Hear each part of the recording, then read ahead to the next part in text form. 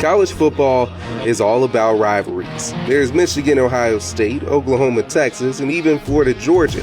But at Camping World Stadium, it's all about one game and two teams. When you think about the Florida Classic, it is always the game that you have to win. And so there's a lot of things on this line, not just the game, but with the band and everything. It's a whole spectacle. And this will be the 100th year since the rivalry began between Bethune-Cookman and Florida A&M.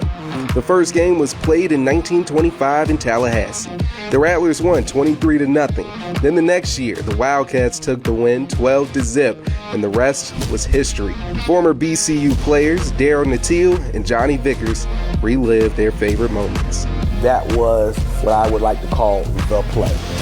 The 103-yard field goal return for a touchdown by Rasheem Mathis.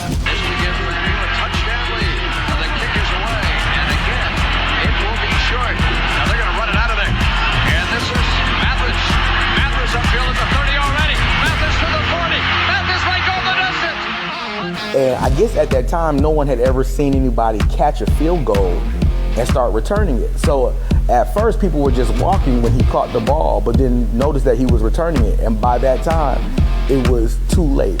You know, he scored, and I was on the field goal team. And I was running. I said, I had to stop. I said, oh, I got to go back and get my helmet. So I had to run all the way back to the other side of the field to get my helmet to get back on for our point after attempt. My favorite game was 04, the overtime game. When you play in the Florida Classic, that's the largest attendance you're going to play against all season. So to hear the roar of the crowd going back and forth, and for us to win that on the last play of the game, the jubilation, to run on the field, and I tore my Achilles.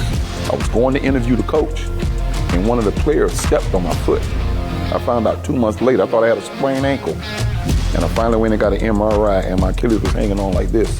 So I have a big 12-inch scar right here that reminds me of that overtime game. Before settling in Orlando, the Florida Classic was played all over the Sunshine State, in Tallahassee, Jacksonville, Tampa, and even at the World Center of Racing, Daytona International Speedway. But we played in the Tangerine Bowl, the Citrus Bowl, Doak Campbell, Bragg, and the Speedway. And we also played them in the old Welch Memorial Stadium, which is no longer here by the Daytona State. That's where we won our first game when Jack McLaren, Coach McLaren, caught that one-handed pass in the end zone. It's the first time we ever beat them. And school was out for a month. We didn't go to school for a month. Every year, over 60,000 fans pack the stands to watch these two historic schools face off in the final game of the year. And it doesn't matter what each team has done that season. Win the game, and it's remembered for years to come and displayed in the halls.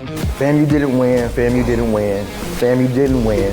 Oh, just so you know, there's one that's missing right here. So FAMU didn't win, FAMU didn't win, they didn't win, FAMU didn't win, Florida A&M didn't win. That's what we do, but it shows just the dominance of our football team.